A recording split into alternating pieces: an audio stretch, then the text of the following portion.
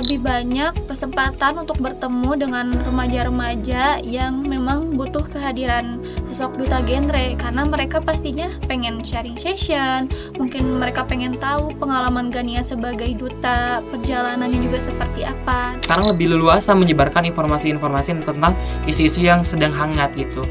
Dan ya itu menjadi poin penting banget gitu ya setelah mengikuti duta genre. Believe in yourself.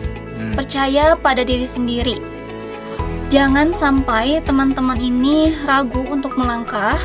Jadi apapun yang teman-teman rencanakan itu bangun dari sekarang. Karena masa depan itu bukan yang harus kita tunggu, melainkan harus kita bangun sejak dari sekarang juga. Belajar dari proses karena itu merupakan buah gitu ya. Kalau teman-teman nggak belajar dari proses, ya teman-teman bakal terbawa arus kegagalan gitu. Saya percaya gini, kalau misalkan gaji guru itu menjadi yang paling tinggi, itu nanti orang akan berlomba-lomba ke sana kan. Sehingga orang-orang yang pingin itu adalah orang-orang yang pintar dan sudah terfilter. Kita juga yakin Indonesia itu tidak pernah kekurangan talenta, Betul. tidak pernah kekurangan SDM. Kita tuh negara yang dipuja-puja oleh seluruh dunia gitu. Iya. Halo teman-teman Primary English, hari ini kita senang sekali karena kedatangan teman-teman dari Duta Genre Garut Ya. 2025, yaitu Kang Herlan sama Teh Gania ya. Ya, betul. Oke, makasih ya udah hadir. Ya, sama-sama. Kita akan ngobrol-ngobrol nih ke depan ya, terkait mungkin kegiatan Herlan sama Gania di kampus, dan juga mungkin sedikit cerita gimana ramenya menjadi seorang Duta Genre. Oke ya. Siap. Sebelum kita lanjut ke beberapa pertanyaan yang putar genre ataupun itu, mungkin boleh perkenalan dulu nih. Herlan Boleh. itu lagi sibuk apa, Gania lagi sibuk apa, kalau kuliah lagi semester apa dan jurusan apa? Silakan. Halo teman-teman semuanya, kenalin aku Herlan Septian. Di sini aku sebagai juara 2 putra Duta Genre Kabupaten Garut tahun 2025 dan sekarang lagi berkuliah di IAI Persis Garut dengan jurusan Bimbingan dan Konseling Pendidikan Islam. Untuk kesibukannya sekarang mungkin karena libur, aku juga ngajar di salah satu sekolah di taman kanak-kanak di kampung di sana. Dan oh iya, untuk semester sekarang semester 5 dan di kampus kesibukannya sebagai ketua umum di Himpunan Bimbingan dan Konseling Pendidikan Islam. Oke, menarik. Gania, Ya. gimana? Halo semuanya, salam genre. Perkenalkan, nama saya Gania Nurul Agustina. Alhamdulillah, saya dinobatkan sebagai juara 2 terbaik putri Duta Genre Garut tahun 2025. Pada saat ini, saya sedang berkuliah di Institut Pendidikan Indonesia Garut atau IPI Garut, dan sekarang semester 5. Tentunya saya mungkin sibuk berkuliah seperti biasanya, dan alhamdulillah kemarin sudah melaksanakan kegiatan KKN selama 1 bulan, dan saat ini juga mungkin saya sudah selesai untuk fokus di HIMA karena sudah lengser juga. Dan mungkin saat ini selain daripada kesibukan di kuliahan, saya juga sibuk juga ada kegiatan sebagai Duta Genre. Tentunya ada tugas-tugas yang harus saya laksanakan seperti itu. Oke, menarik. Jadi ini sama-sama semester 5 ya? Betul. Oke. Saya pengen nanya dulu mulai dari jurusannya dulu. Ya, kenapa Herlan dulu ngambil jurusan BK ya? Ya. Kalau Gania mungkin ngambil SD. ya guru Iya. SD Iya, gitu. guru SD. Kenapa tuh? Mungkin throwback ke pas waktu SMA ya Kang. Waktu dulu tuh sebetulnya kepingin Herlan tuh ke psikologi. Psikolog. Iya, psikologi, cuman kodarullahnya tidak keterima baik di SBMPTN maupun di SPAN PTKIN dulu, sempat masuk ke UIN juga. Dan mau nyoba lagi tahun berikutnya, tetapi orang tua tidak mengizinkan untuk Herlan kuliah di luar Garut. Alhasil, ya mungkin takdir Allah ya, qadarullah juga. Waktu selang setahun berikutnya, aku dipertemukan dengan IAIPS Garut. Di sana ada bimbingan dan konseling. Dan di Garut juga gitu. Kayaknya emang ya udah deh ambil aja gitu, karena nggak jauh beda lah antara bimbingan dan konseling dengan psikologi. Toh di dalamnya itu sama-sama membahas tentang bagaimana kita membantu orang lain dalam penyembuhan, yang pertama kesehatan mental. Dan ternyata setelah masuk di bimbingan konseling itu aku ngedapatin hal-hal tersebut gitu Kak. Lebih kompleksnya lagi, kalau di konseling tuh ada beberapa layanan yang bisa diterapkan ke siswa kalau nanti ngajar gitu. Yang pertama ada layanan bimbingan individu, Oke. layanan bimbingan karir, bimbingan sosial, dan bimbingan belajar.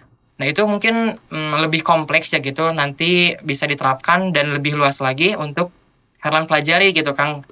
Dan ya itu kenapa Herlan bisa sekarang di bimbingan dan konseling kayak gitu. Oke, menarik. Gania, kenapa Baik. pakai SD? Nah, mungkin ada sedikit kesamaan cerita. Jadi sama sih Gania juga dulu sebelum ke IP Garut sebenarnya udah keterima eligible SNBP di UPI Bumsil. Tapi karena ada restu orang tua dan Jurusannya keluarga apa? sama PGSD, ya. Mungkin ada kurang direstui juga sama orang tua karena kebetulan Gania sendiri anak bungsu. Jadi orang tua banyak kekhawatiran, banyak ketakutan gitu. Jadi untuk rencana selanjutnya setelah memutuskan untuk tidak menerima atau mengambil undangan tersebut, Gania berpikir untuk ya tidak berputus asa gitu. Karena memang sedih sekali juga karena kan ke UPI Bumsil itu impian juga, karena meraih undangan eligible itu kan tidak mudah gitu. Nah, untuk itu Gania ngobrol lah dengan teman-teman yang memang dekat dengan Gania, lalu dikasih motivasi. Nah, kebetulan teman dekat itu udah daftar di IP Garut dan mengajak Gania, memotivasi Gania untuk daftar aja yuk ke IP katanya, tapi lewat jalur KIP. Nah, di situ pakai jalur KIP juga gitu karena memang kesempatannya kan luas dan banyak juga. Nah, di situ Gania memutuskan untuk daftar ke IP. Di situ bingung juga sih, antara bingung karena antara pilihannya tuh mau ke prodi bahasa Inggris atau prodi PGSD.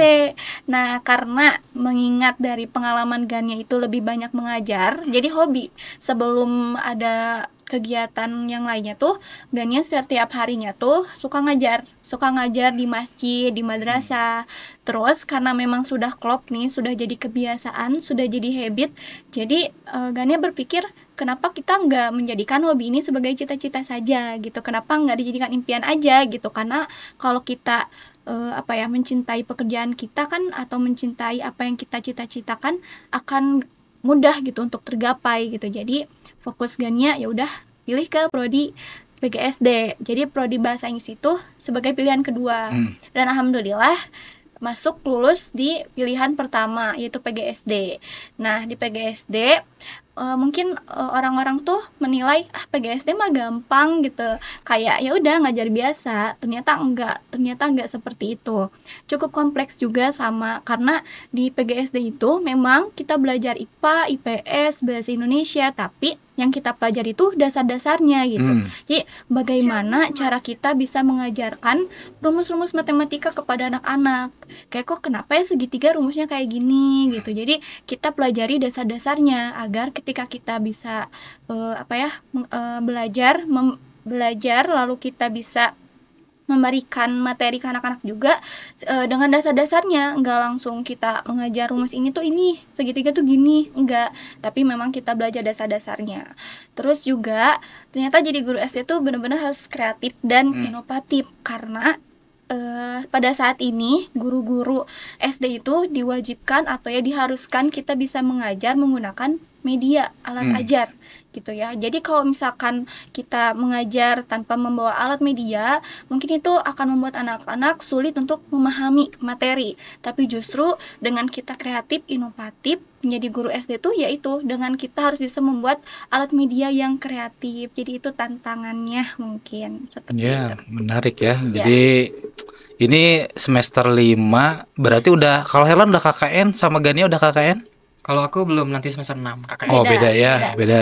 Boleh cerita sedikit kemarin KKN seseru apa? Karena ini udah KKN nih. Betul. Ya.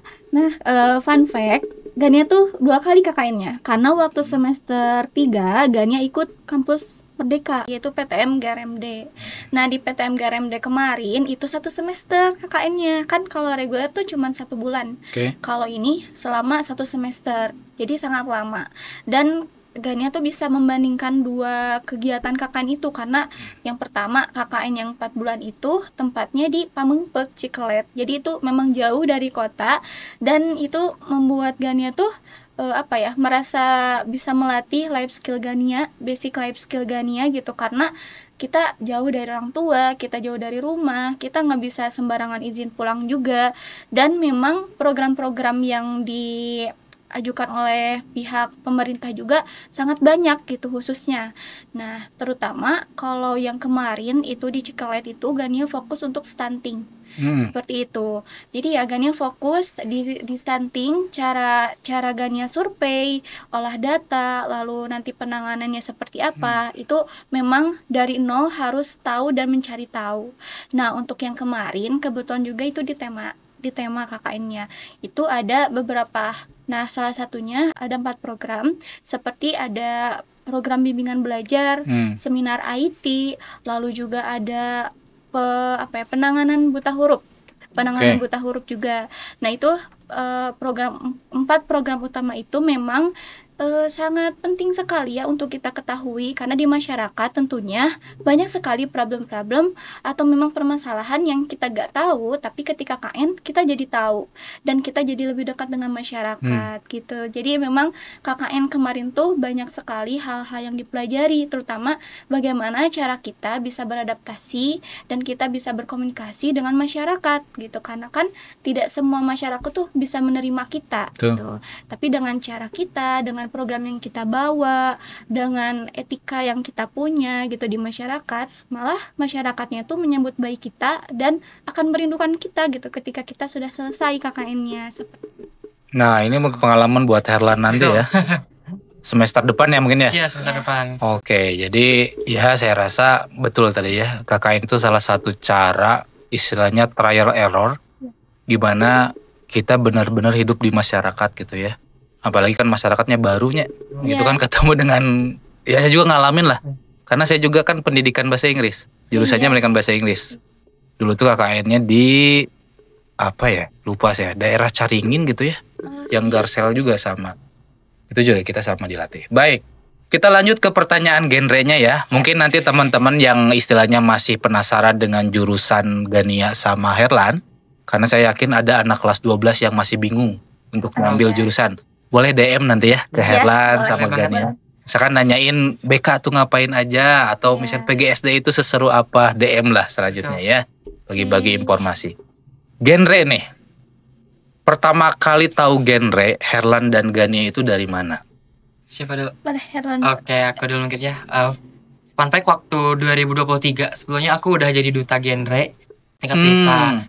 Karena disuruh buat datang ke acara kayak kayak seminar gitu kalau gak salah di Pendopo. Oke, kecamatan mana Bat Herat? Aku kecamatan Sucinaraja. Ya, waktu dulu aku berdua sama pasanganku. Cuman sekarang gak ikut karena batas usia gitu. Iya. Jadi aku tuh udah jadi duta genre sebetulnya, duta genre desa di tahun 2023. Udah tahu itu, dan kebetulan waktu 2024 tuh ada teman aku yang ikut duta genre. Awalnya aku mau ikut, cuman udah keburu ketutup pendaftarannya. Ya. Siapa? Ahmad Fajri, ya. Dan ternyata di 2025 ada kesempatan buat ikut. Ya udah ikut gitu, karena awalnya penasaran gitu. Karena emang udah tahu genre, cuman ngapain aja sih gitu di dalamnya. Aku ikut, dan ternyata di dalam di duta genre ini kita membahas banyak sekali hal gitu, terutama dari Triad KRR ini tentang masalah seks pranikah, pernikahan dini, dan juga nafja yang harus kita gemborkan gitu agar para remaja itu terhindar dari Triad KRR ini gitu. Dan alhasil alhamdulillah rezekinya di tahun 2025 mungkin ya, dan ya dinobatkan sebagai juara 2. Itu mungkin sejarah mengenai kenapa genre gitu, dan kapan sejak aku mengetahui genre. Oke, menarik. Gania gimana? Ya kalau Gania pribadi itu sempet gak pernah kepikiran ikut duta-dutaan gitu, karena memang basic Gania dari semenjak sekolah itu fokus di organisasi kepramukaan. Jadi belum ada ketertarikan tentang duta-duta itu. Tapi semenjak masuk kuliah itu ada kakak tingkat Teh Suci. Teh Suci itu Suci bahasa Indonesia. Iya, Teh Suci itu inspirasi terbesar Gania dan motivator Gania juga, karena yang membuat Gania tuh tahu ternyata ada duta loh. Terus duta genre tuh apa gitu kan? Karena kebanyakan orang ngira tuh duta genre itu kan genre tuh kayak nyanyi gitu, musik gitu kan. Ternyata enggak, ternyata bukan itu. Ternyata setelah ikut kegiatan, ada kegiatan kayak sosialisasi duta, itu Gania ikutan. Kebetulan pematerinya juga Teh Suci. Tuh Gania di situ mulai tertarik, terus nyatet nih poin-poin yang harus Gania tahu atau syarat-syarat ikutan duta genre tuh kayak gimana. Terus searching tuh di Google, duta genre tuh apa? Oh, ternyata generasi berencana gitu kan. Kayak pernah dengar tapi di mana gitu. Terus pas dicari tahu lagi, kebetulan di di sosialisasi itu dikasih tahu juga kayak tips kita buat persiapan kalau ikutan ajang duta genre tuh kayak gimana. Di situ Gania tuh tadinya mau ikutan di tahun kemarin 2024, cuman karena Ganianya kurang persiapan, karena kan poin utamanya kita harus punya program inovasi yang kita bawakan gitu ya.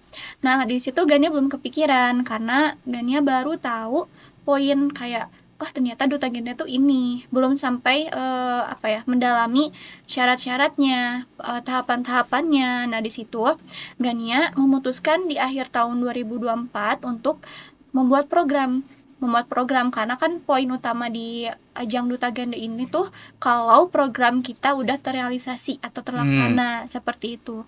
Jadi Gania fokus untuk membuat program inovasi dulu di akhir tahun 2024. Tadinya mau angkat tentang stunting, tapi menurut Gania itu terlalu sulit untuk Gania karena kan memang stunting kita harus punya data, terus untuk pelaksanaannya juga, untuk penanganannya juga ya lumayan sulit menurut Gania.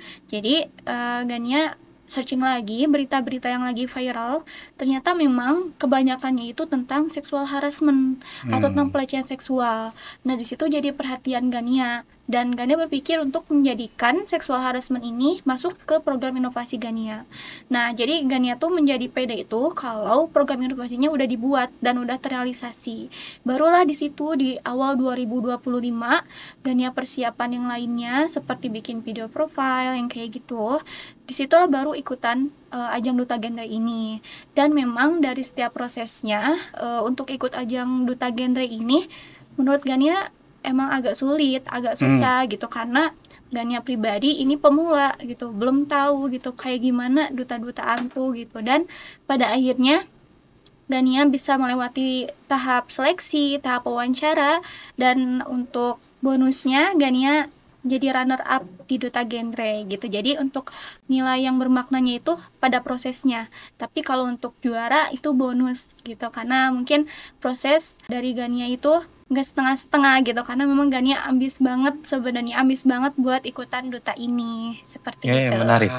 Oke, tadi sudah bercerita gimana proses Herlan sama Gania masuk ke genre itu sendiri ya. Yang menjadi tantangan kalian ketika ikutan ini apa sih? Mungkin bisa cerita kepada teman-teman sekaligus mungkin persiapan untuk genre tahun depan. Kalau aku pribadi yang menjadi tantangan itu sendiri inovasi ya, program inovasi ya itu. Jadi buat teman-teman yang tertarik nih buat ikut Dugen tahun depan, boleh sekarang disiapkan program inovasinya kayak seperti apa gitu. Yang penting program inovasi itu harus bersinggungan dengan isu-isu remaja gitu. Iya. Entah itu tentang kesehatan mental, kekerasan seksual, ataupun pelecehan, stunting, narkoba dan sebagainya. Dan kebetulan aku juga kemarin program inovasinya ngangkat isu kekerasan seksual gitu. Berarti sama nih ya? Iya. Sama ya, oke. Tapi nggak janjian kan? Nggak. Fun fact-nya kita tahu program kita sama setelah kita menjadi runner up. Oke. Iya, menarik. Setelah itu kita tahu, ternyata kita samaan untuk isu yang diangkatnya gitu.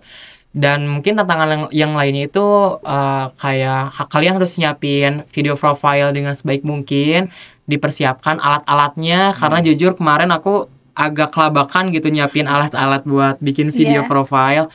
Terus untuk persiapannya kalian cukup searching aja tentang genre apa sih gitu. Terus isu-isu apa yang dibahas oleh duta genre dan apa aja dimensi-dimensi yang ada di duta genre gitu. Karena kalau nggak salah ada 4 substansi genre, teman-teman harus tahu. Jadi persiapkanlah dari sekarang mumpung ada waktu gitu buat tahun depan. Kalau Gania gimana? Kalau Gania pribadi memang yang pertama itu. Kalau Gania gimana? Kalau Gania pribadi, memang yang pertama itu dari program inovasi. Nah, program inovasi inilah yang menjadi penunjang kita, menjadi nilai tambahan untuk kita juga ketika kita memang ingin mendaftarkan diri sebagai duta genre gitu ya, calon duta genre.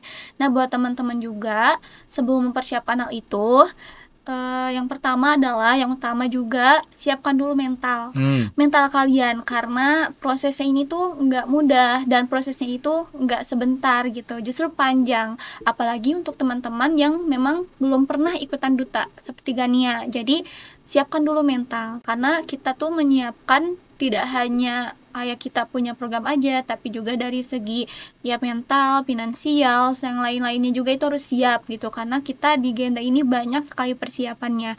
Dan entahlah di tahun depan mungkin ada syarat tambahan atau bagaimana, jadi kita harus siap untuk hal-hal yang memang di luar dugaan kita, di luar kemampuan kita harus bisa menanggung konsekuensinya, seperti itu.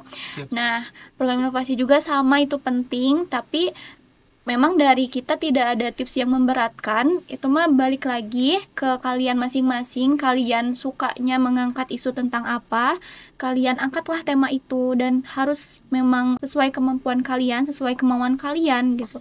Terus juga siapkan materi-materi tentang isu genre atau tentang genre sendiri, karena memang di tahap wawancara itu sangat kompleks. Wawancaranya nggak cuma sekali, tapi berkali-kali, dan memang kita diwawancara oleh banyak pihak gitu, dan orangnya itu langsung dari dinas gitu, yang mewawancarainya bukan sembarang orang gitu. Jadi kita juga harus mengerti esensi dari genre ini apa, dinas yang menaungi genre juga seperti apa, atau apa saja kita juga harus tahu gitu. Jadi jangan cuman pengen jadi duta-duta aja, tapi kita juga harus mengerti gitu. Duta genre itu ternyata kita membahasnya ini, kita akan membawakan isu apa, program-programnya apa gitu, karena memang genre ini sangat kompleks sekali gitu. Bahkan kita mempelajari mengenai kesehatan reproduksi remaja. Nah, kita juga harus tahu, dan itu juga sangat penting untuk remaja di masa depan, seperti itu. Oke. Tadi ada istilahnya inovasi ya. Setiap finalis itu harus membawa salah satu inovasi. Dan ini kebetulan temanya sama ya. Boleh dielaborasi dikit deh, hasil dari kesimpulan inovasi yang Herlan keluarkan itu apa? Dan Gania juga apa ya? Oke, kalau dari inovasi yang aku bawakan itu adalah tentang peer counselor atau konselor sebaya. Bagaimana kita sebagai teman sebaya itu dapat mengedukasi sama temannya. Iya, edukasi sama temannya tentang kekerasan seksual, kayak ciri-ciri kekerasan seksual tuh seperti apa. Dan kalau ada korban yang menjadi korban kekerasan seksual, harus dilaporkan kemana. Kadang kan orang, apalagi remaja ya gitu, anak-anak usia sekolah itu lebih nyaman cerita ke temannya daripada cerita ke orang tuanya mungkin.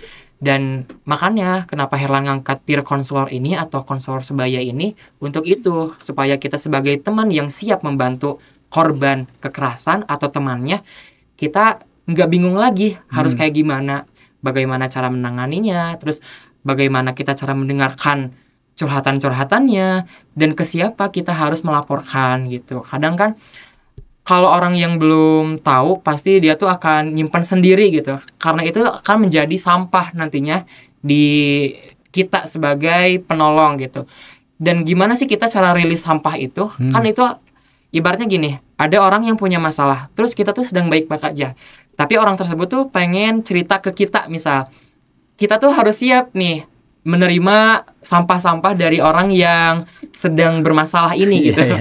Ya kita ibaratkan sampah lah gitu ya, karena hal-hal negatif gitu. Nah, bagaimana sih kita cara rilis sampah-sampah itu agar bisa secara positif gitu kita rilisnya gitu. Kadang kalau gak bisa mungkin akan sama juga gitu rilisnya ke hal-hal yang negatif gitu. Kadang kan apa ya, apalagi emosi itu emang susah buat dirasain gitu ya kalau kita nggak sadar gitu. Makanya aku hadir di sini dengan program inovasi peer counselor atau konselor sebaya untuk itu, untuk teman-teman bisa aware terhadap bagaimana cara kita rilis emosi, terus aware terhadap kekerasan seksual. Poin utamanya sih kekerasan seksual gitu. Kayak iya apa yang harus dilakukan dan bagaimana cara penanganannya, dan harus dilaporkan kepada siapa. Itu sih. Apalagi Herlan jurusannya BK ya. Betul. Ya, Ini relevan banget ya. betul. Ini juga aku ngambil inovasi ini karena aku Jurusan seorang konselor. konselor gitu. Jadi kayaknya ya udah gitu, ke sini aja arahnya kayak gitu. Oke, kalau Gania gimana nih, calon guru nih? Ya, nah kebetulan Gania juga ambil program inovasi ini yang sejalan dengan program studi karena Gania sasarannya itu ke anak sekolah dasar. Anak sekolah dasar dari kelas 3 sampai kelas 6. Oke. Gitu, karena agar lebih mudah ya menjangkaunya gitu. Karena program yang kita bawakan kan harus sudah terrealisasi. Kebetulan karena Gania ini suka ngedit, jadi Gania Ngedit apa? ngedit kayak Video. video bisa Oke. ataupun desain-desain lainnya gitu. Nah, kebetulan Gania membungkus si program inovasi ini tuh melalui booklet. Oke. Gitu ya, booklet ada yang fisiknya, ada juga yang secara online-nya gitu kan.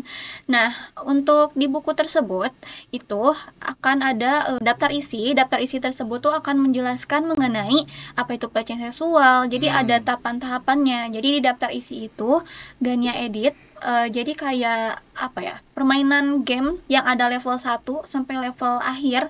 Nah, di setiap levelnya itu beda-beda. Ada yang pertama di level 1 itu ada pengenalan terlebih dahulu. Apa itu pelecehan seksual gitu. Nah, untuk nama bukunya sendiri itu Gania namanya sebagai Perjalanan Jarak. Perjalanan. Ya, jarak. Di jarak itu ada artinya lagi. Zona aman remaja anti harassment. Gitu. Jadi karena fokusnya kita ke anak sekolah dasar, ke remaja usia awal gitu. Jadi agar lebih menarik, agar anak-anak atau remaja pun bisa menerima materi tersebut, bisa paham dengan mudah gitu. Apalagi bahasa-bahasa yang diolah di buku tersebut tuh disesuaikan dengan dengan kemampuan anak-anak SD gitu, agar anak-anak juga bisa lebih paham seperti itu. Daripada itu, Gania bikin animasinya juga. Jadi ada ikonnya gitu biar gampang dihafal, gampang diingat oleh anak-anak. Lalu ada gamesnya juga. Gamesnya itu ada teka-teki silang. Jadi sebelumnya kan dikasih materi dulu nih anak-anak. Iya. Saat dikasih materi, kita tes lah. Jadi ada post test, ada pretestnya juga. Nah, untuk di games itu ada teka-teki silang yang dimana anak-anak harus tahu nih macam-macam dari gangguan seksual itu seperti apa. Jadi itu kan interaktif. Jadi ada permainan kelompoknya juga. Nah, terus ada juga role play. Jadi permainan bermain peran. Nah, di situ Gania juga bikin lagi karakter-karakter dari karakter hewan gitu. Jadi agar anak-anak juga excited nih karena gamesnya itu suka gitu. Mereka suka dengan games yang memang ada karakternya, ada gambarnya gitu, ada visualnya. Nah, di situ Gania inisiatif lah untuk buat permainan si roleplay ini. Nah, roleplay ini membahas mengenai kejadian-kejadian pelecehan seksual seperti bullying juga kan secara verbal gitu, bullying. Terus ada mungkin kekerasan seperti memukul teman gitu, memukul teman juga kan itu termasuk. Nah, di situ ada bermain perannya. Jadi anak-anak tuh harus bisa meragakan atau mempraktekkan dialog atau cerita yang ada di card tersebut atau di kartu tersebut. Jadi itu akan membuat siswa juga lebih paham karena mereka mempraktekannya secara langsung. Jadi sebelumnya mereka memahami, mereka bisa menjelaskan, lalu mereka bisa mensimulasikan gitu, bisa mempraktekkan gitu. Oh, ternyata pelecehan seksual itu seperti ini. Kalau Gania nanya nih ke anak-anak, kalian tahu gak sih apa itu pelecehan seksual? Mereka tuh nggak tahu kalau secara istilah gitu. Tapi kalau secara contohnya, ternyata mereka tahu, bahkan pernah mengalami. Nah, waktu KKN kemarin juga, Gania ada kegiatan program sosialisasi bullying.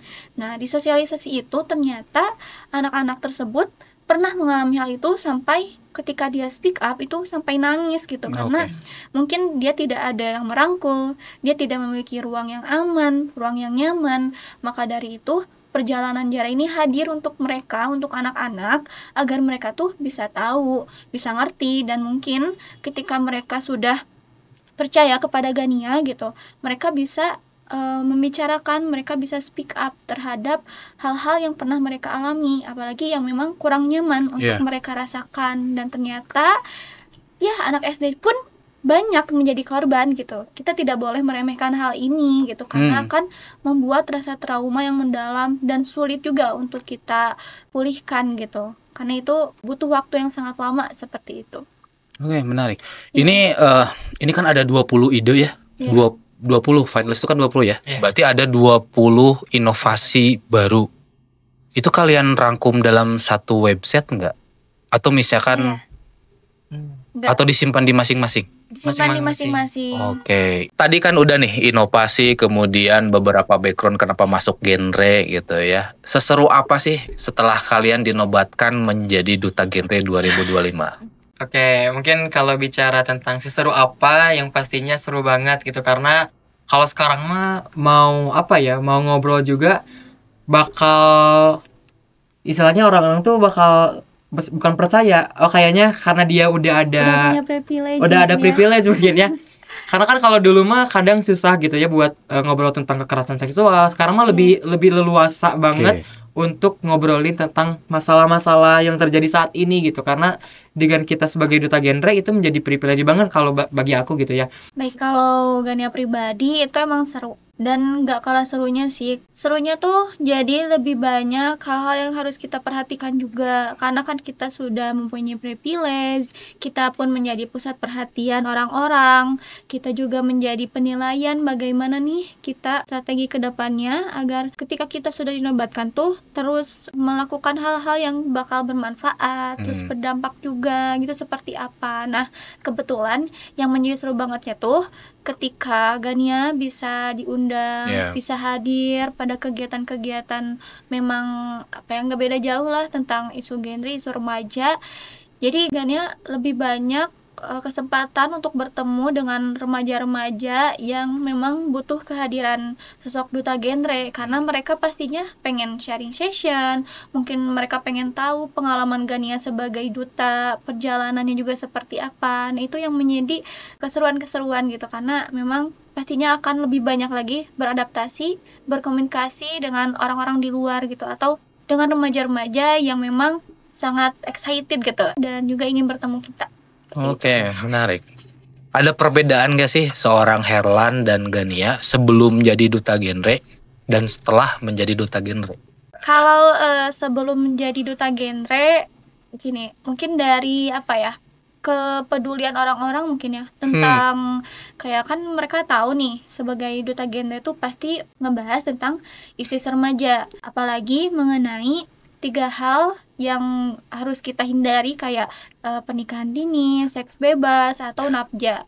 Nah, setelah menjadi duta genre, ini banyak banget teman-teman yang suka nanyain. Dia yang suka nanyain kayak, Gan, isu remaja saat ini tuh apa? Gan, kalau PJT tuh apa aja? Jadi banyak banget teman-teman yang jadi kepo gitu. Justru mereka pengen tahu nih di duta genre tuh ngebahas apa gitu. Terus selain daripada itu, tentunya dari diri pribadi Gania sendiri pun menjadi ada perubahan mungkin dari segi karakter atau Gania juga memiliki pengetahuan yang lebih lagi gitu karena memang setelah menjadi duta genre banyak pengalaman gak cuma kita menjadi pemateri tapi kan sebelumnya Gania juga belajar dulu gitu belajar dari pemateri-materi yang dari Jabar gitu yang sudah menjadi winner di tahun sebelumnya gitu. Nah itu juga menjadi perbedaan gitu yang sebelumnya gak tahu jadi tahu gitu. Kepercayaan diri juga meningkat gitu. Karena di duta genre kita dites tuh gak cuman jago ngomong doang, tapi dari kepercayaan diri ketika kita ada di depan teman-teman, di depan finalis lainnya. Malahan waktu itu kita pernah sosialisasi tentang ini genting di Ciplas. Jadi kita random gitu, random ke siapapun itu. Orang mau ke ibu-ibu, mau ke anak-anak, mau ke teman sebaya mungkin ya yang seusia kita. Kita tuh kan nggak kenal, tapi kita harus tiba-tiba kenalan, terus kita harus tiba-tiba mengedukasi tentang ini genting tuh. Itu kan jadi tantangan juga, tapi itu bermanfaat sekali untuk jangka panjang karena melatih kepercayaan diri dan kita juga melatih skill komunikasi yang dimana mereka tuh jadi harus percaya sama kita gitu. Oke, kalau dari aku pribadi mungkin dari life skill ya. Life skill kita menjadi bertambah gitu ya sebelum dan sesudah menjadi finalis duta genre gitu. Terus sekarang mah lebih leluasa untuk menggemborkan isu-isu terkini gitu kayak kesehatan mental dan sebagainya terutama di media sosial. Kalau dulu mah mungkin kita menyuarakan cuman yang lihat hanya orang-orang itu aja. Tapi kalau sekarang alhamdulillahnya dari followers juga udah naik gitu ya. Naik, After viewers juga. viewersnya naik gitu after Iya. menjadi duta genre tuh, dan sekarang lebih leluasa menyebarkan informasi-informasi tentang isu-isu yang sedang hangat gitu. Dan ya itu menjadi poin penting banget gitu ya after setelah mengikuti duta genre. Itu sih kalau yang kerasa gitu ya. Iya. Jadi insya Allah duta genre ini memberikan banyak manfaat ya. Iya, Nah, pasti. ini untuk teman-teman nih tahun depan, coba ya, Iya, jangan coba. ragu, coba ikutan untuk menjadi seorang duta genre. Genre.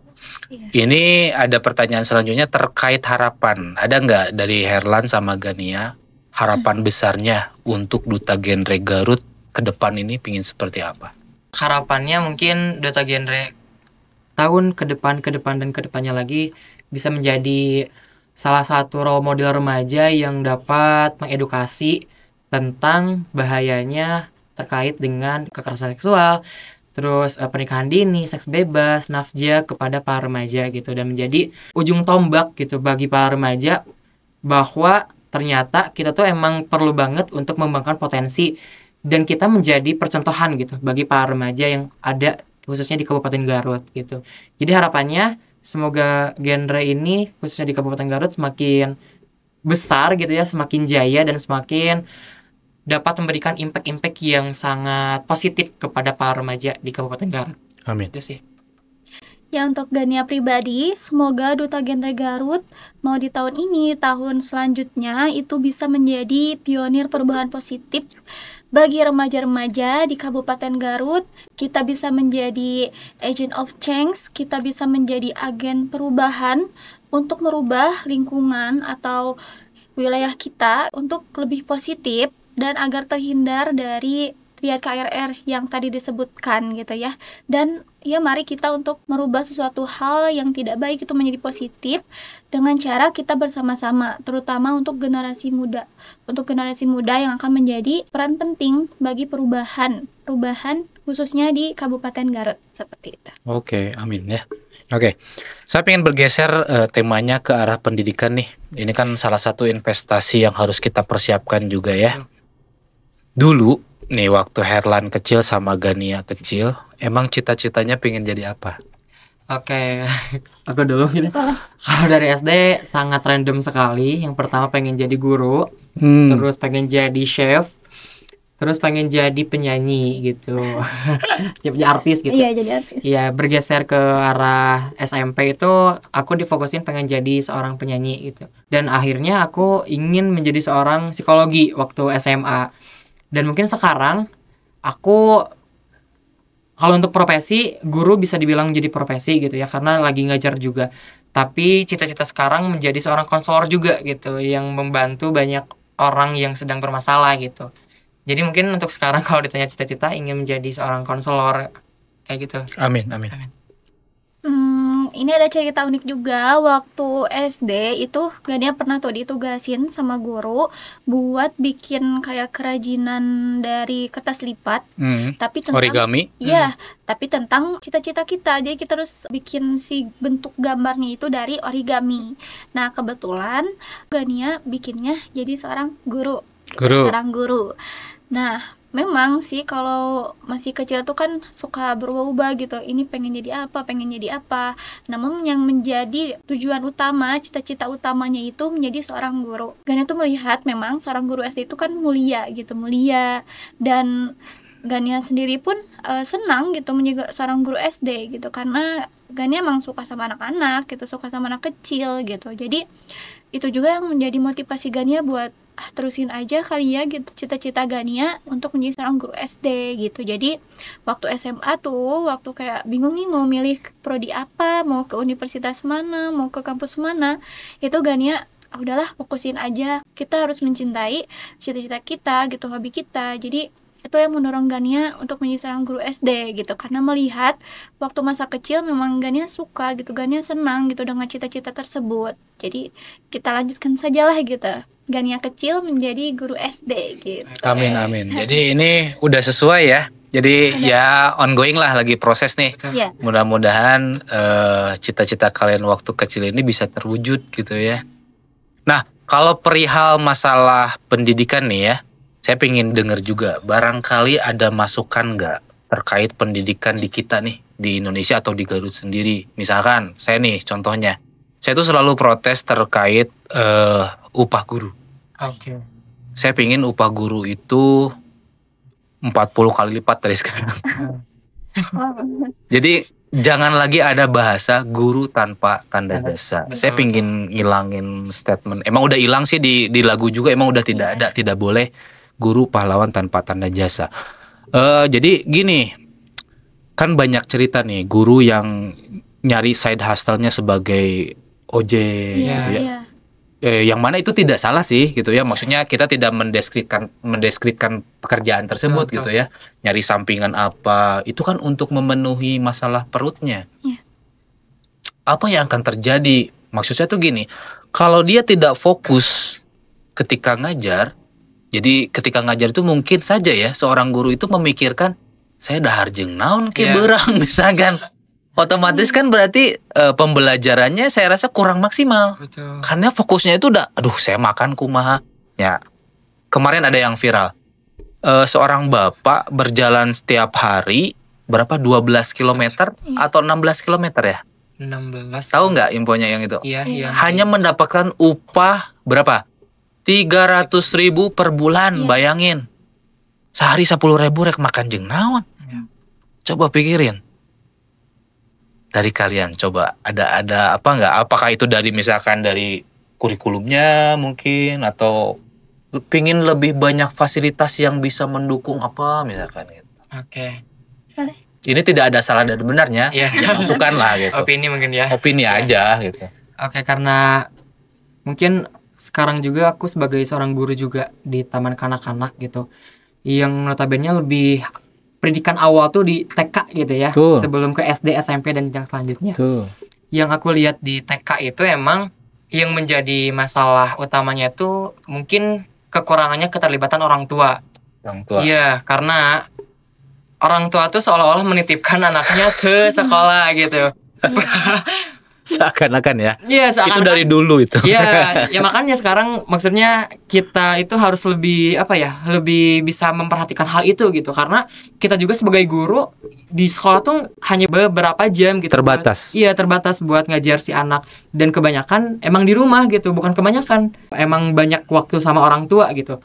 Nah, mungkin di sini mau sedikit ngasih masukan gitu kepada orang tua. Kita sama-sama, maksudnya di sini juga saya sebagai seorang guru TK merasa terbebani gitu, karena apa-apa diserahkan ke kami gitu. Oke. Tapi di rumah nggak diperhatiin gitu. Jadi seolah-olah kalau ada sesuatu yang emang salah ke kami gitu, Nyalahin. gitu.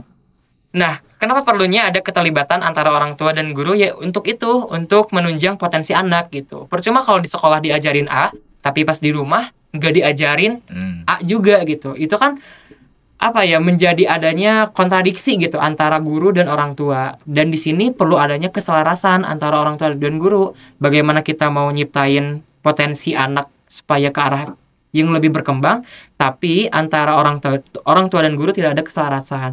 Itu mungkin yang menjadi yang aku lihat gitu ya, kalau di sekolahku itu ada kurangnya keterlibatan orang tua. Dan perlu diingat juga bahwa pendidikan TK itu gerbang awal kesuksesan anak gitu. Jadi kalau di TK-nya maksudnya kurang gitu, kedepannya juga tidak bisa menutup kemungkinan anak itu bakal agak terlambat gitu. Dan ya, bahwa TK itu adalah gerbang awal gitu anak untuk menuju kesuksesan yang selanjutnya kayak gitu. Kalau di TK. Ya, kalau Gania karena mungkin dari SD gitu, terus melihat pengalaman mengajar, kebetulan tuh itu pernah pengalaman mengajarnya itu di pelosok, di sekolah pelosok gitu kan. Memang di sekolah-sekolah pelosok seperti itu, yang pertama gitu ya, yang Gania pengen suarakan tuh dari fasilitas. Fasilitas, Gania berharap untuk di sekolah-sekolah pelosok itu fasilitas sekolah itu dilengkapi. Yang tidak layak itu Gania ingin pemerintah itu melihatlah gitu, mengeceklah gitu bagaimana kondisi sekolah yang ada di daerah pelosok gitu. Karena itu sangat menyayangkan sekali gitu ya untuk kenyamanan anak-anak ketika belajar. Karena pasti anak-anak juga pengen fasilitas yang nyaman, mungkin ruangan yang bersih, terus misalkan atap yang nggak ada bolongnya gitu, atau rembes karena hujan bocor gitu. Nah, Gania harap sih dari pertama itu fasilitas itu ditingkatkan lagi, di-upgrade agar anak-anak juga merasa nyaman, merasa aman pada saat belajar. Lalu yang kedua adalah Gania harap setiap guru sekolah dasar itu menerapkan pendidikan karakter juga untuk anak-anak. Jadi ada anak-anak yang memang berani untuk melawan gurunya atau bohong kepada gurunya, yang tadinya izin nih mau ke toilet ternyata kemana gitu. Jadi jangan sampai kayak memang tugasnya buat ngasih ilmu pengetahuan aja gitu, belajar kayak matematika, IPA, IPS doang, tapi diajarkan juga lah pendidikan karakternya, etika mereka ketika di sekolah. Memang aturan sudah tersedia, tapi kan belum tentu anak-anak mengerti dengan aturan itu. Gania menekankan kepada seluruh guru juga harus bisa mencontohkan yang baik gitu kepada anak-anak. Jangan sampai gurunya nyuruh anak-anak harus disiplin, harus rapi, harus apa, tapi gurunya enggak gitu. Dari pakaian juga gitu kan. Oke, jadi ya ternyata masih banyak PR untuk pendidikan. Betul. Jadi kita menggembor-gemborkan Indonesia Emas di 2045, tapi kita ngelihat dengan mata kepala sendiri gitu ya, fasilitas kayak gini gitu ya, anak terus gurunya upahnya mungkin masih kurang gitu ya. Ya tadi saya makanya selalu salah satu ikhtiarnya gitu supaya guru fokus ya, fokus ngajar itu adalah gajinya. Salah satunya ya. Meskipun tetap sih kembali lagi ke orangnya gitu ya. Nah itu mah masalah integritas. Tapi saya percaya gini, kalau misalkan gaji guru itu menjadi yang paling tinggi, misalkan ya salah satu yang tinggi lah, bergengsi misalkan, dapat 20 sampai 30 juta, 40 juta per bulan, bayangin 40 juta per bulan. Itu nanti orang akan berlomba-lomba ke sana kan? Betul. Ya. Kalau banyak yang pengen jadi guru gitu. Sehingga orang-orang yang pingin itu adalah orang-orang yang pintar dan sudah terfilter. Orang-orang bagus semua. Betul. Mohon maaf, bukan berarti sekarang kurang bagus nih guru-guru, bukan. Tapi kalau ada kompetisi, itu nanti muncul nanti yang bagus banget. Ketika ini yang bagus banget, ngajarin ke anak-anak, itu efeknya gede. Pernah ingat nggak siapa guru kalian yang menginspirasi kalian? Waktu SD, SMP, SMA, atau ada kuliah? Ada nggak?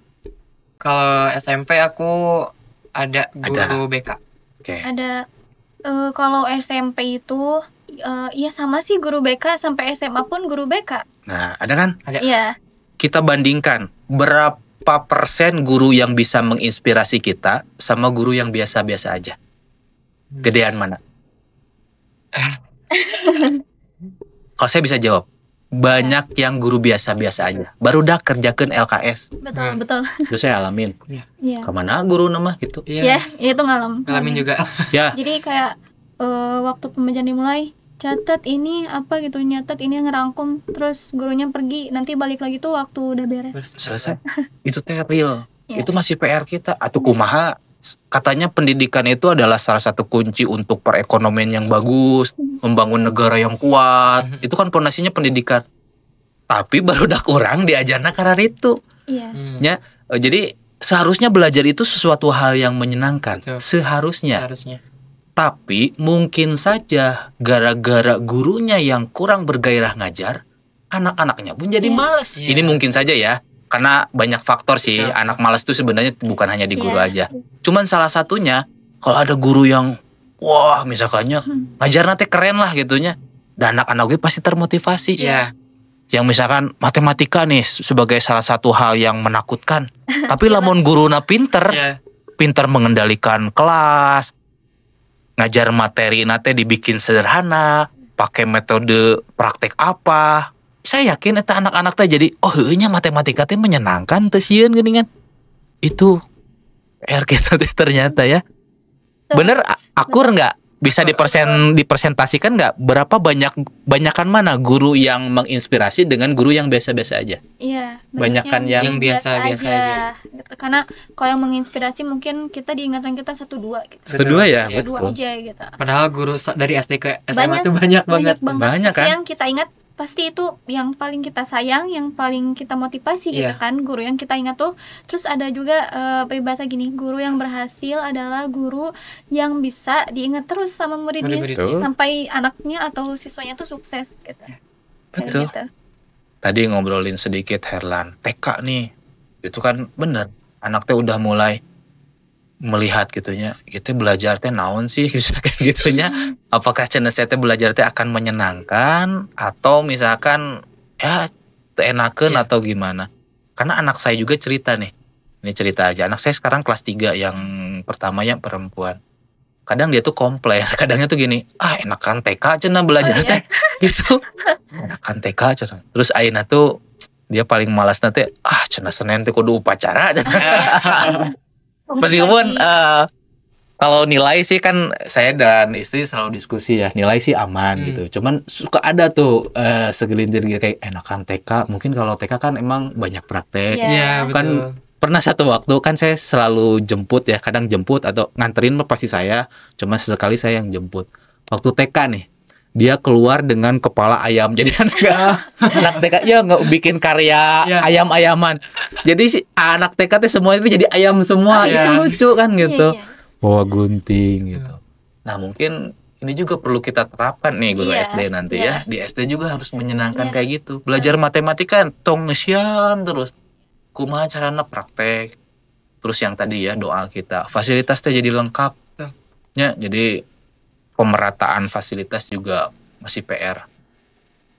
Generasi kalian nanti yang akan istilahnya mengubah. Tidak menutup kemungkinan Gania, Herlan di masa depan mungkin aja jadi pemangku kepentingan, bikin kebijakan. Ya. Kayak kemarin kan ada kebijakan gubernur yang beasiswa untuk SMA, gratis SMP, SD. Iya. Itu efeknya gede. Mungkin kemah meureun ketika kalian jadi gubernur, jadi bupati, SD teh kudu nggak ada yang bolong lagi. Iya. Kan bisa aja tuh dianggarin ke situ Iya. pasti bisa. Saya yakin itu. Oke, lanjut ya. Ini mah intermezzo. Gini nih, Herlan sama Gania, saya yakin dengan umur kalian yang sekarang ini pasti sudah membaca beberapa banyak buku lah gitu ya. Iya. Tapi boleh share sedikit buku apa yang ngena banget di Herlan ataupun di Gania dan kenapa buku itu? Yang paling ngena gitu ya, itu bukunya Negeri Lima Menara, karena di dalamnya mengajarkan menjadi wajada gitu. Barang siapa yang bersungguh-sungguh pasti dia akan berhasil. Itu menjadi motivasi banget gitu ya bagi aku sebagai seorang remaja yang cita-citanya banyak, keinginannya banyak gitu. Dan menjadi pengingat juga bahwa kita tuh sebagai remaja harus bersungguh-sungguh kalau dalam melakukan apapun gitu. Urusan hasil mah ya gimana nanti. Kita ikhtiar dulu, hasil mah Allah yang nentukan kan sesuai dengan ikhtiar yang kita laksanakan gitu. Karena kalau kita tidak mencoba, kita tuh akan kehilangan dua hasil. Yang pertama kita akan berhasil, yang kedua kita akan gagal. Tapi kalau kita mencoba, kita akan menemukan dua hasil itu. Apakah kita akan gagal atau kita akan berhasil. Jadi apapun yang pengen teman-teman lakukan, coba aja dulu gitu. Urusan Iya. hasil mah bakal nuturkeun lah gitunya orang Sunda nama. Jadi ikhtiar dulu dan berprasangka baik terus pada takdir, karena dengan prasangka itu kita akan legowo dalam menjalankan setiap langkah di kehidupan kita.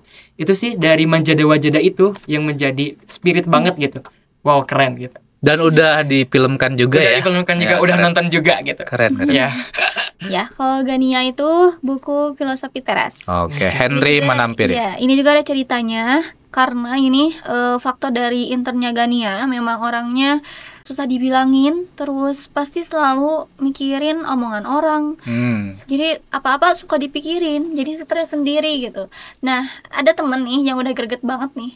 Ini gimana ya biar Gania bisa berubah gitu. Tapi kan memang kita nggak bisa berubah dengan begitu saja, apalagi kayak dengan tuntutan dari orang. Nah, jadi temen Gani ini ngirimin paket sebuah buku itu. Wah, menarik. Iya. Keren. Nah, setelah Gania baca dan pelajari, memang filosofi teras itu mengajarkan kita untuk, jadi ada dua hal yang harus kita tahu. Jadi ada sesuatu hal yang memang di luar kendali kita sama dalam kendali kita. Nah, kita tuh harus bisa mengatur emosi kita, sikap kita.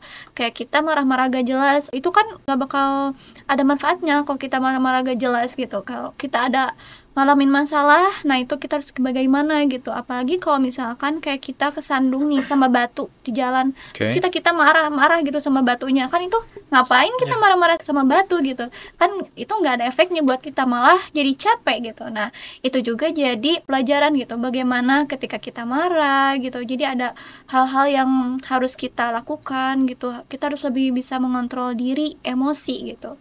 Terus memang jangan terlalu banyak mikirin apa kata orang gitu. Itu sih yang jadi pelajaran berharga dari buku tersebut, sampai ya Gania bisa menjadi pribadi yang sekarang tuh ada pengaruhnya dari buku tersebut, seperti itu. Stoicism. Iya. Oke. Tahu nggak informasi bahwa buku itu dibikin oleh Henry Manapiring? Alasannya apa? Gara-gara dia itu depresi dan udah ke psikolog juga, ke psikiater, udah dikasih obat juga. Dia itu baca-baca buku masalah filsafat. Iya, dia suka gitu. filsafat. Baca tuh, setelah dia mempelajari filsafat, ternyata agak sembuh, depresinya berkurang. Kata dokter nanti, nah cenah bisi obat udah, oh ternyata itu. Jadi ke mindset dia. Makanya, udah deh, ternyata ini bermanfaat untuk saya. Rasanya sangat sayang sekali kalau nggak dibagi ke yang lain gitu. Iya, betul. Makanya bikinlah filsafat teras. Iya. Filosofi teras. Sorry. Saya juga senang dengan karya-karya Henry. Di sana kalau nggak salah ada yang baru yang 50 to 20, tahu nggak buku yang barunya? Baca itu. Ada lagi Jaksel. Saya ada beberapa buku Henry ada. Selanjutnya nih terkait Indonesia di masa depan, ataupun ini masih istilahnya bahasa yang sering kita dengar, Indonesia Emas 2045. Seoptimis apa Herlan sama Gania? Nanti kita kayak gimana? Harus optimis dong. Iya.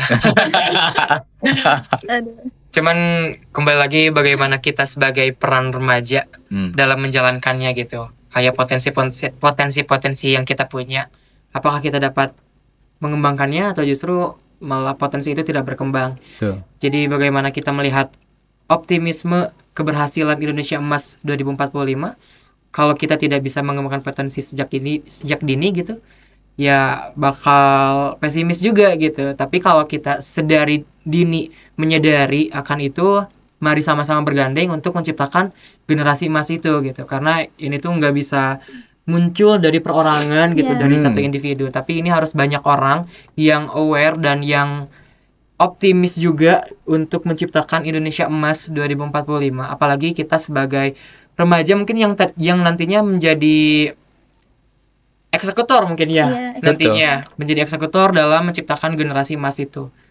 Ya kalau intinya potensinya harus dikembangkan, itu aja sih. Ya, betul sekali. Gania optimis untuk Indonesia Emas 2045 karena pasti akan didominasi oleh generasi muda, apalagi remaja sekarang. Nah, makanya potensi yang dimaksud itu kita harus bangun hal itu. Kita harus perhatikan hal itu.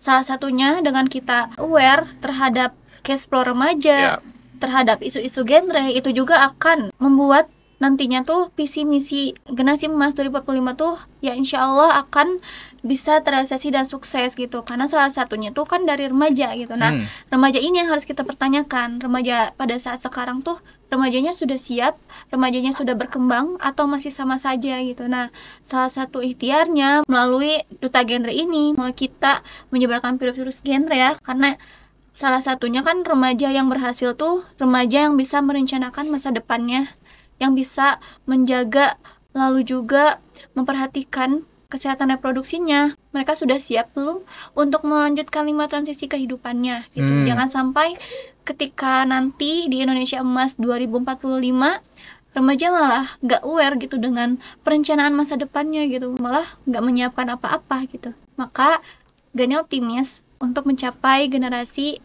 emas 2045 nanti. Amin, amin. Kita siapkan barang-barang ya. Iya. Jadi Herlan, Gania, dan teman-teman kalian juga kita siapkan barang-barang. Masih ada waktu nih. Jadi jangan sampai ada hashtag generasi cemas. Kita optimis emas ya. Karena kita juga yakin Indonesia itu tidak pernah kekurangan talenta. Betul. Tidak pernah kekurangan SDM. Kita tuh negara yang dipuja-puja oleh seluruh dunia gitu. Tapi kok gini? Ya kita siapkan ya barang-barangnya.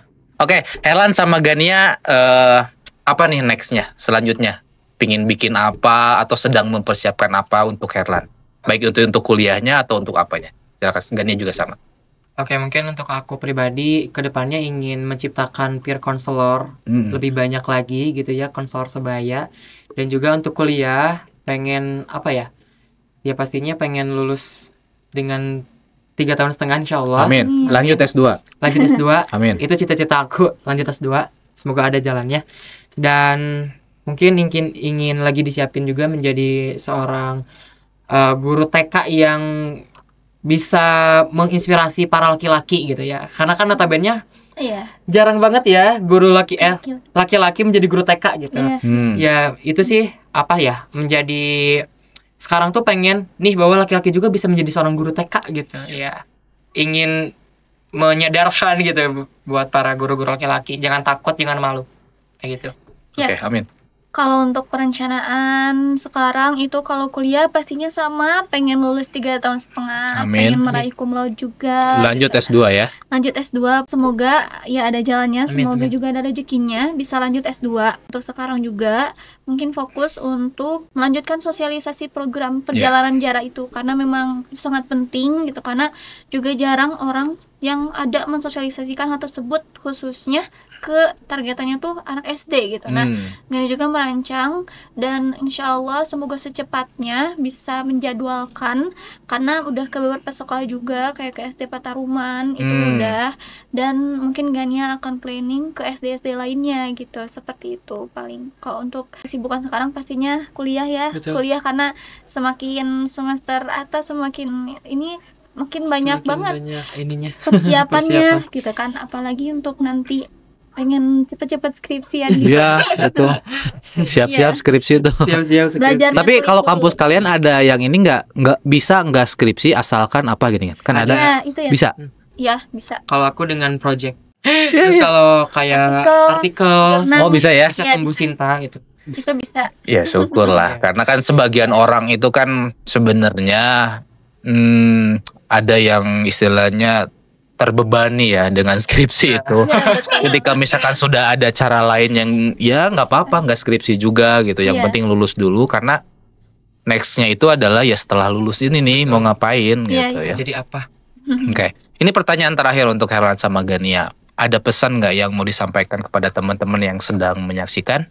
Sekaligus mungkin closing statement, silakan.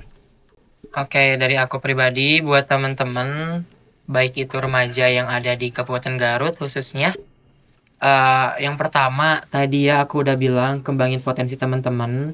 Yang kedua, belajar dari proses karena itu merupakan buah gitu ya. Kalau teman-teman nggak belajar dari proses, ya teman-teman bakal terbawa arus kegagalan gitu. Tapi kalau teman-teman belajar dari proses, insya Allah next proses bakal ada hal yang bisa bikin teman-teman happy gitu. Terus selanjutnya belajar jadi orang yang selalu bersyukur dan berhusnuzon terhadap apa yang sudah Allah takdirkan. Karena dengan kita berhusnuzon gitu, hidup kita tuh bakal gowo, bakal tenang gitu. Dan setiap langkah yang kita lakukan ada dalam ridho Allah Subhanahu wa taala. Itu sih untuk remaja khususnya. Dan belajar untuk positive thinking gitu. Pokoknya semangat terus. Baik, kalau dari Gania sendiri untuk teman-teman semuanya, believe in yourself. Percaya pada diri sendiri.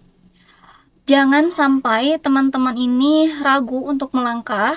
Jadi apapun yang teman-teman rencanakan itu bangun dari sekarang. Karena masa depan itu bukan yang harus kita tunggu, melainkan harus kita bangun sejak dari sekarang juga gitu. Dan salah satu poin utamanya percaya diri. Percaya diri dan terus belajar. Terus jangan sampai teman-teman gak melanjutkan progres teman-teman. Jadi terus semangat, terus percaya diri dan yakin bahwa teman-teman lebih hebat dari apa yang teman-teman pikirkan, seperti itu. Baik, Gania sama Herlan nuhun pisan ya. Ya. Doa dari kami ya mudah-mudahan yang tadi kita sampaikan, Herlan sampaikan sama Gani itu semuanya terkabul ya. Amin. Semuanya berjalan sesuai dengan rencananya masing-masing. Kuliah tadi punya cita-cita S2, kita doakan lancar ya. Cobalah ke luar negeri. Banyak kok orang Garut yang lagi S2 di luar negeri gitu ya. Kemarin saya podcast sama adalah Kang Eki. Itu sekarang lagi di Amerika gitu ya. di Cornell gitu, lagi S2, ada LPDP, kejarlah kalau masih ada kesempatan ya. Lancar semuanya ya. Amin. Salam buat teman-teman genre yang lain ya, sama dosen, sama orang tua juga dari Primaris Nun ya, lancar ya. Siap. Baik, teman-teman, itulah Herlan sama Gania dari Duta Genre Kabupaten Garut. Terima kasih.